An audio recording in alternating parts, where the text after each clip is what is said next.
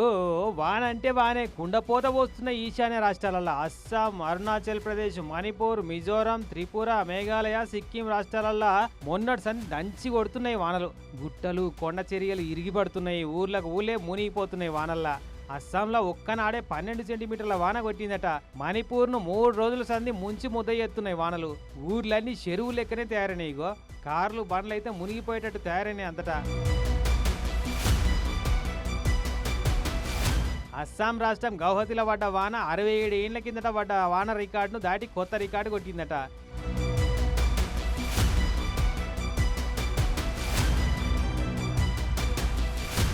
ఈ వానలు చేయబట్టి అస్సాంలో 17 జిల్లాలలో జనాల కొంపలు కొల్లేరై వేల మంది రోడ్ల మీద పడి షెల్టర్లలో తలదాచుకుంటున్నారు.